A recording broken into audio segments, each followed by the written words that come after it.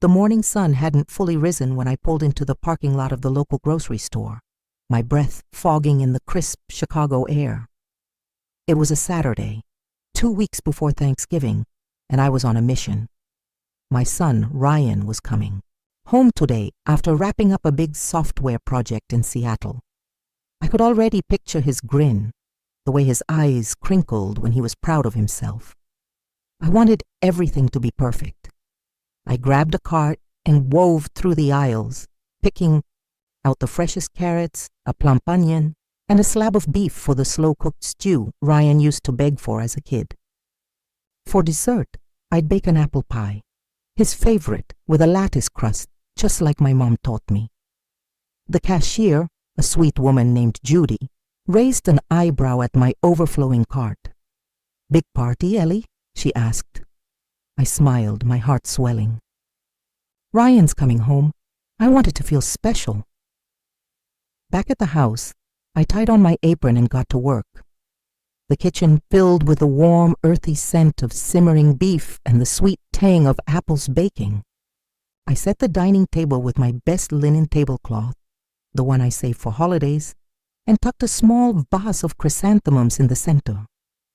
Every detail mattered. Ryan had been gone for months, chasing his career, and I wanted him to walk through the door and feel how much he was loved. I thought about the years I'd given up teaching to raise him. Back then, I was Miss Thompson, the third-grade teacher, who could get even the shyest kid to read aloud. But when Ryan came along, Mark, my husband, said it made sense for me to stay home. "You're so good with him, Ellie," he'd said. So I traded lesson plans for diaper changes, storybooks for bedtime routines. I never regretted it, not really. Ryan was my world, and every sacrifice felt worth it when he'd wrap his little arms around me and say, "You're the best mom ever." Now at 58 I was retired, earlier than I'd planned, to keep the house running while Mark eased into his own retirement from the bank. Ryan was 32, a software engineer with a fancy office and a life I could barely keep up with. But he was coming home today, and I couldn't wait to hear about his project, his plans, maybe even a hint that he missed me. I fluffed the couch pillows, adjusted the framed photos on the mantel, Ryan's graduation, our old family camping trips, and sat down, my eyes glued to the front door. The clock ticked past noon, then 1. My phone buzzed with a text from Mark. "Ryan's flight just landed. Be home soon." I stood, smoothing my sweater, my heart racing like I was waiting for a first date. I could almost hear Ryan's laugh, the way he'd tease me about overdoing the food. I didn't care. This was for him, for us, for the family we'd built together. The stew was simmering, the pie cooling on the counter, and I was ready. All I needed was for that door to open. The front door creaked open just past 2, and I leapt from the couch, my smile so wide it hurt. Ryan stepped in, his backpack slung over one shoulder, his dark hair a little longer than I remembered. I opened my arms, ready for the hug I'd been dreaming of, but he didn't even look my way. Instead, he dropped his bag and made a beeline for Mark, who was lounging in the recliner. "Dad, you won't believe this," Ryan said, his voice buzzing with excitement. "I closed a $10,000 deal on this project. They're already talking about a promotion." Mark's face lit up, his chest puffing out like he'd won the deal himself. "That's my boy," he said, clapping Ryan on the shoulder. "Knew you had it in you." I stood there, my arms still half raised, feeling like a ghost in my own living room. Then the doorbell rang, and in came Mark's parents, George and Lorraine, followed by his brother Tom and Tom's wife Karen. The room erupted in chatter, everyone swarming around Ryan like he was a rock star. "Oh, Ryan, you're making us so proud," Lorraine cooed, her pearls glinting as she hugged him. George nodded, his voice gruff. "That's the Thompson work ethic." I hovered on the edge of the circle, my smile starting to feel brittle. Of course I was proud of him. How could I not be? He'd worked hard, just like I'd always taught him. But there was this quiet ache, like I was the only one not invited to the party. I was the one who'd stayed up nights helping with his science projects, who'd driven him to every soccer practice. Didn't that count for something? I stepped forward, touching Ryan's arm. Long flight, honey? I made your favorite stew and pie. Want me to fix you a plate? My voice was soft, hopeful. He barely glanced at me, his eyes still on his phone. Mom, can you not with all the questions? He said, his tone sharp, like I'd interrupted something important. Then he crouched down, unzipped his backpack, and pulled out a stack of sleek black gift envelopes. His face broke into a grin as he set them on the coffee table, like a magician revealing his best trick. Tom and Karen, who just settled on the couch, leaned forward. Whoa, Ryan, Tom said, impressed. Those look fancy. Gifts for the A family. Ryan nodded, his grin widening. Just a little something to say thanks for all the support. He started handing them out. Each one met with gasps and laughter. A $500 Amazon card for Mark, a $300 spa voucher for Lorraine and George, each a $200 coffee shop card for Tom and Karen. Everyone was buzzing, hugging Ryan, praising his generosity. I stood frozen, my heart thudding. Maybe he was saving mine for last. Maybe it was something special. I reached out, my fingers brushing the table, when Ryan bent down and scooped up Luna, our tabby cat, who'd been napping by the fireplace. He slipped the last envelope into her tiny collar and scratched her chin. This one's for you, Luna, he cooed, for being the best cat ever. The room laughed, but my smile froze. My hand hung in the air, useless. After a beat, I found my voice, though it came out quieter than I meant. Ryan, what about me? He turned, his expression almost annoyed. Mom, come on! You're retired. You stay home all day. You don't need anything fancy. I worked my butt off for this money. You wouldn't get how exhausting it is. Karen shifted uncomfortably, nudging Ryan, but he just shrugged. What? It's true. My chest tightened, like someone had sucked the air out of the room. I looked at Mark, hoping he'd say something, anything, but he just sipped his coffee, avoiding my eyes. Lorraine patted Ryan's arm, smiling. You're too good to us, sweetheart. And just like that, I was invisible again. The laughter in the living room felt like a wall I couldn't climb. I stood there, my hand still hovering over the coffee table, Ryan's words echoing in my head. You don't need anything fancy. My throat burned, but I swallowed it down, forcing a smile. Maybe he was just tired from the flight. Maybe he didn't mean it. I turned to the kitchen, thinking I'd heat up the stew, give everyone a chance to settle.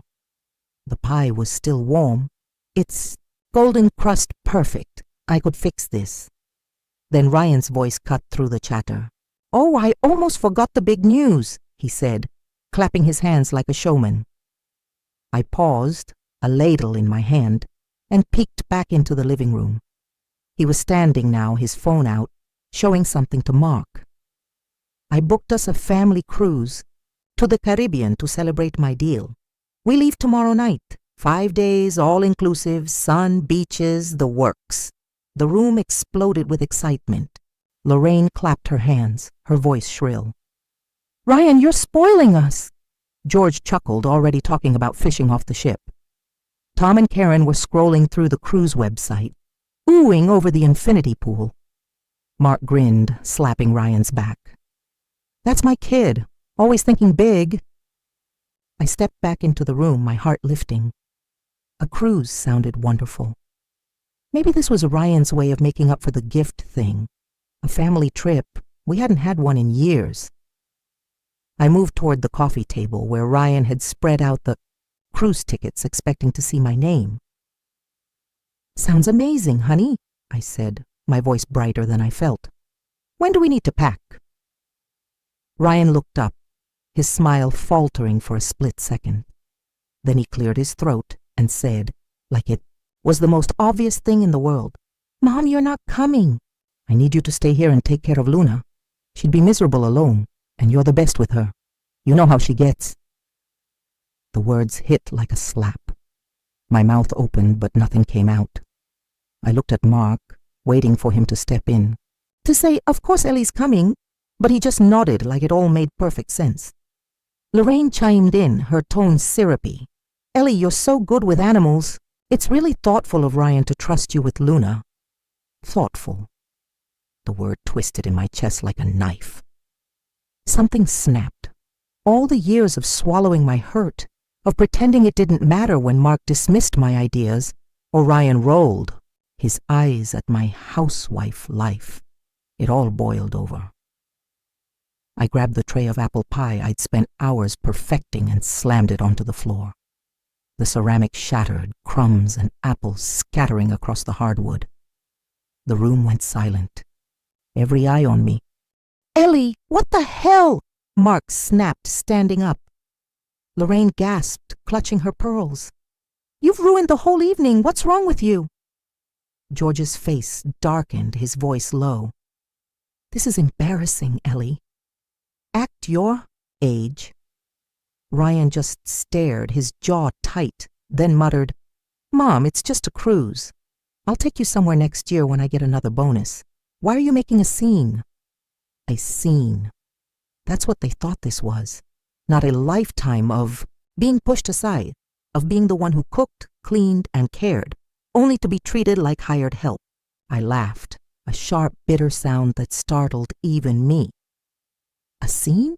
You think this is about a cruise? My voice shook, but I didn't care. I'm your mother, Ryan. I'm your wife, Mark. And you treat me like I'm nothing. Mark's face reddened. You're being ridiculous, Ellie. This was supposed to be a happy day, and you're wrecking it. Karen reached for my arm, whispering, Let's calm down, okay? But I yanked away. My eyes locked on Ryan. He wouldn't even look at me. That's when I knew. To them, I wasn't family. I was the cat sitter, and I was done. The silence, after my outburst, was deafening, the shattered pie tray lying in pieces at my feet. Mark's glare, Lorraine's disapproving huff, Ryan's dismissive shrug, they all burned into me. I felt like I was shrinking, like I'd always done, ready to apologize and clean up the mess. But not this time. Something inside me had shifted, like a lock clicking into place. I was done being invisible. I ripped off my apron, the one I'd worn for years, and tossed it onto the couch. I'm done, I said, my voice low but steady. Mark scoffed. Done? What's that supposed to mean? Stop being dramatic, Ellie. Ryan rolled his eyes, lounging back like this was just another tantrum. Mom, seriously, go cool off. We're leaving for the cruise tomorrow. You'll be fine. Fine. That word was a cage I'd lived in for too long. I didn't answer. I stormed to the bedroom, my heart pounding. I grabbed a duffel bag from the closet and shoved in whatever I could find. Sweaters, jeans, my passport. My hands shook, but I didn't stop. Karen followed me, her voice soft. Ellie, it's late. Where are you going? Let's talk this out. I zipped the bag and met her eyes. There's nothing to talk about, Karen. They've made it clear where I stand. Ryan's voice drifted from the living room, casual, cutting. Let her go. She'll be back by morning like always. I froze, his words slicing deeper than I expected. 28 years of love, of sacrifice, reduced to like always. If my mother, Clara, had heard how they spoke to me tonight, it would have broken her. I slung the bag over my shoulder, grabbed my wallet, and walked out the front door without looking back. The November air bit at my cheeks as I stepped onto the sidewalk, the house glowing behind me like a stage I'd never belonged on. I pulled out my phone and dialed Clara. Mom, I said, my voice hollow but firm. I'm not coming home for Thanksgiving. I need to get away, maybe a trip. There was a pause, her steady breathing on the other end. That sounds good, Ellie. she said gently. A change might do you some good. Be safe, okay? Then, after a moment, she added, You know I sold that old plot of land last month. The money's come through. I'll send you some. I shook my head, though she couldn't see. Mom, I'm okay. I don't need it, but thank you for always being there. She didn't push, just said, If you need me, I'm here. That was Clara, quiet, unshakable, always my soft place to land.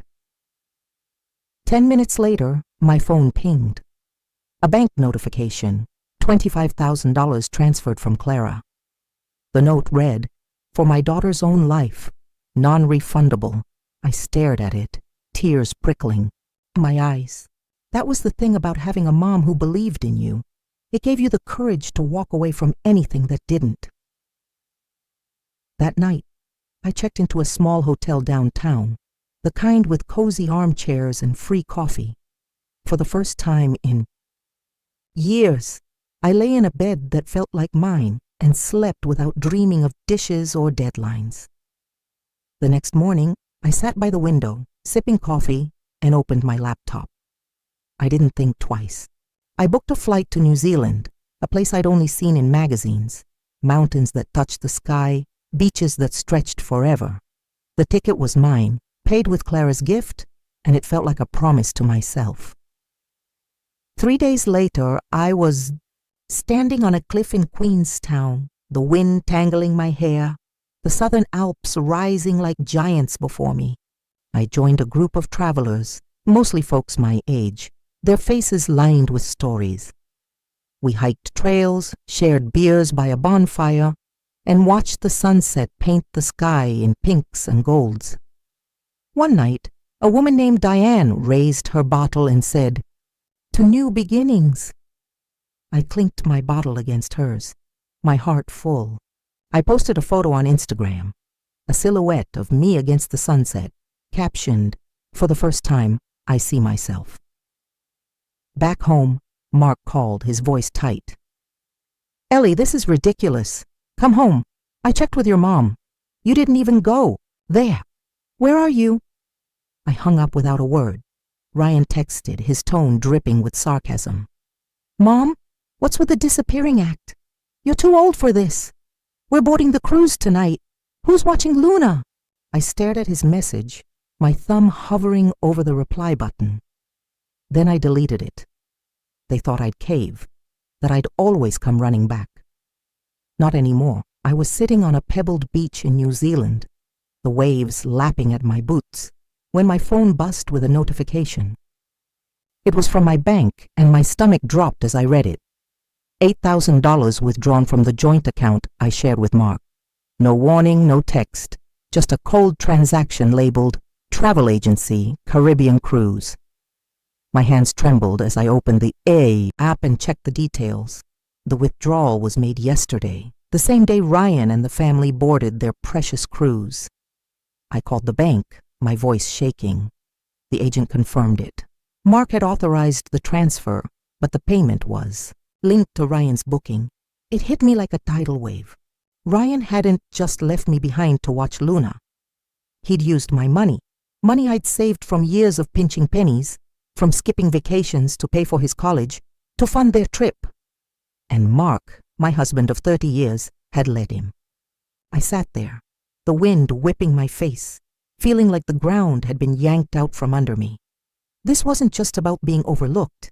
It was betrayal, plain and simple, carved into dollars and cents. I thought back to all the times I'd trusted them.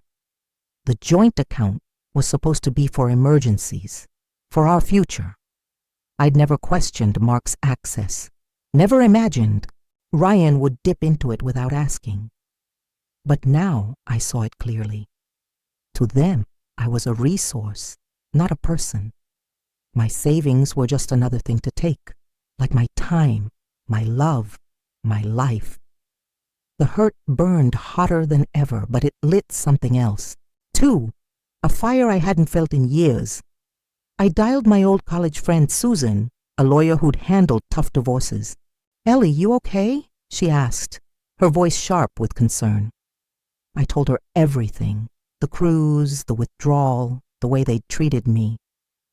I want that account frozen, I said. And I want divorce papers drawn up for Mark, now. Susan didn't hesitate. Give me 2 hours. Send me the bank statement. We'll lock it down. By nightfall, the joint account was frozen, and Susan had emailed me the first draft of the divorce filing. I stared at the words on my screen. Eleanor Thompson versus Mark Thompson. It felt like signing my name for the first time. My phone lit up with a text from Ryan, as if he'd sensed the shift. Mom, what's with the bank thing? I just borrowed some money for the cruise. You're freaking out over nothing. You're ruining everyone's trip. I laughed, a cold, hollow sound. Borrowed? He hadn't asked, hadn't even mentioned it. I pictured him on that cruise ship, sipping cocktails, while I was supposed to sit home with Luna and smile. Another message came through, this one angrier. If you keep this up, I'll never forgive you. Think about that. I didn't reply. I blocked his number, my thumbs steady, my heart racing but sure.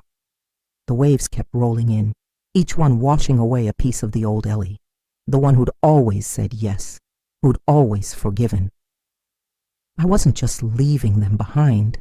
I was taking back what was mine, and I wasn't going to let them steal another thing, not my money, not my peace, not me. The New Zealand air was crisp as I sat in a small cafe in Christchurch, my laptop open to Susan's latest email. The divorce papers were finalized, and the $25,000 from Clara was safely tucked into a new account under my name only. Susan had also filed a motion to investigate the $8,000 Ryan had taken from the joint account, labeling it unauthorized. I felt a strange calm, like the quiet after a storm. I wasn't the Ellie who'd begged for scraps of respect. I was someone new, someone who knew her worth. My phone had been silent since I blocked Ryan, but I unblocked him briefly to check for updates. Sure enough, a flood of messages waited. At first they were syrupy, manipulative. Mom, I'm so sorry. I shouldn't have taken the money. Can we talk? I miss you. Then when I didn't reply, they turned sharp. You're really doing this? Freezing the account? I lost my job, Mom. I need help. How can you be so selfish?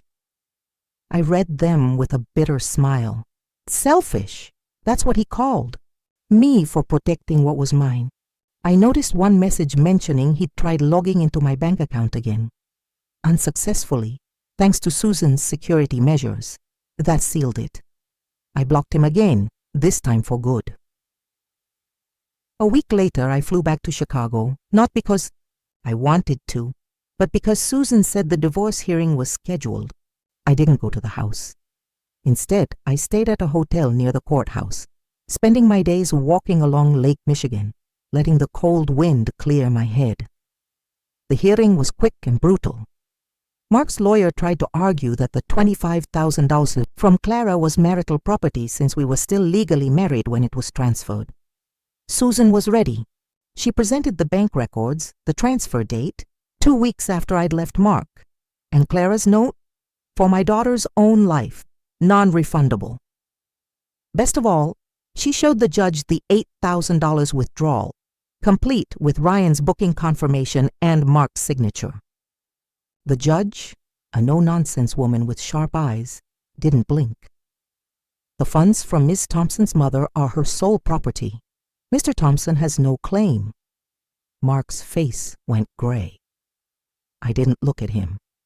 I just signed the papers and walked out. That evening, I went to the house one last time. Not to stay, to end it. Mark was there, pacing the living room, his tie loosened. Ryan showed up minutes later, his hair disheveled, his eyes wild. "Mom, you're back!" he said, lunging for a hug like nothing had happened. I raised a hand, stopping him cold. "Don't," I said, my voice steady. I set my duffel bag down and pulled out the divorce papers, laying them on the table. "Mark, sign these. You keep the house, the car, Whatever's left. I'm done. Mark's jaw dropped. Ellie, you can't be serious. After everything I've done for this. Family? You sat home for years living off my paycheck and now you pull this because you felt left out. His words stung, but I stood taller. Living off you. I gave up my career for Ryan. I raised him while you played golf and called it work. You let him steal from me, Mark. You both did. I turned to Ryan, who was staring at the floor. And you took my money, my trust, and threw it away for a cruise I wasn't even invited to. Ryan's face twisted. Mom, I said I was sorry. I lost my job. I needed that trip to network. You're blowing this out of proportion. He stepped closer, his voice softening, manipulative. Remember when I was little? You stayed up all night when I had the flu. You said you'd always be there. Doesn't that mean anything? I looked at him, the boy I'd loved so fiercely, and saw a stranger. It meant everything, I said quietly. But you don't get to use my love as a leash. Not anymore. Mark's tone turned ugly. This is about your mom's money, isn't it? You wouldn't dare leave if Clara hadn't bankrolled you. Ryan jumped in, his voice rising. Yeah, you think you're above us now. That money's half Dad's. I met, their eyes unflinching. If you don't sign, I'll see you in court. I'm ready. I grabbed my bag, opened the door, and walked out. The night air was cold, but it felt like freedom. I didn't look back, not once. They weren't my family anymore. I was. The Chicago skyline glittered as I walked out of the courthouse, the divorce papers tucked in my bag like a ticket to a new life. I didn't go back to the house. Instead, I rented a small apartment near the lake with big windows and a tiny balcony just for me. For the first time in decades, I was living for myself, not for Mark's schedules or Ryan's demands. It felt like breathing after years underwater. A week later, I walked into the local community center and signed up to volunteer at their adult literacy program. Teaching had always been my passion, back when I was Miss Thompson, shaping little minds. Mark had laughed when I mentioned going back to it years ago. What's that gonna pay, Ellie? Stay home with Ryan. So I'd let it go. But now, at 58, I was done letting dreams slip away. My first day, I sat with a woman in her 60s, helping her sound out words in a beginner's reader. When she nailed a full sentence, her face lit up and she grabbed my hand. You're more patient than my own kids, she said. I smiled, my chest warm. Those words meant more than anything Mark or Ryan ever said, because I'd earned them on my own terms. I started sharing my story online, first in a blog, then a podcast episode, for a show about women reinventing themselves after 50. I called it Finding Ellie. I talked about the cruise, the stolen money, the moment I walked away. The response was overwhelming. Hundreds of comments from women who'd felt invisible, who'd been told their worth was in what they gave, not who they were. One wrote, "You gave me courage to leave my marriage." Another said, "I'm 62 and starting over because of you."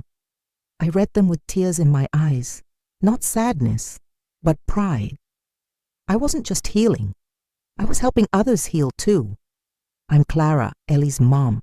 I'm 80 now, a retired nurse who's seen enough of life to know when someone's breaking or building. The day Ryan and Mark showed up at my door in Wisconsin, I knew what they wanted before they opened their mouths. They stood on my porch, all fake smiles and nervous glances, like they were casing the place for clues. Ryan held a box of my favorite lemon cookies, but I didn't take them. I wasn't playing their game. "Clara, we're just worried about Ellie," Mark said, his voice too smooth. "She's off traveling, spending a lot. We heard you sold that land." Ryan jumped in, his eyes greedy. "Yeah, Grandma, we just want to make sure Mom's okay managing it." I set my coffee mug down and looked them dead in the eyes. "You think I'm some old panel fool who doesn't see what you're doing to my daughter?" I said, my voice calm but steel. That money was for Ellie's life, not yours. She earned it surviving you." They froze, caught. Mark stammered, "It's just a misunderstanding." But I cut him off. "No, I heard how you treated her. How you let Ryan steal her money and called her selfish for standing up. Get out, and don't come back." I watched them slink away, Ryan's face red, Mark's jaw tight. I shut the door and felt a weight lift. Ellie wasn't the girl who'd apologized for their mistakes anymore. I saw it at her divorce hearing, sitting quietly in the back row. She stood tall, her voice clear, answering every question with a strength I'd always known she had.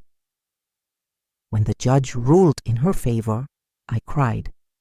Not for loss, but for her victory. Now I'm painting at the senior center, my hands steady as I brush color onto canvas. I sent Ellie a message last week. "Sweetheart, keep walking your path. I'm here always." She's found herself and I'm finding me too. I joined a painting class, started a book club. My favorite painting is a sunrise, bold and bright. It reminds me of Ellie, free, shining, unstoppable.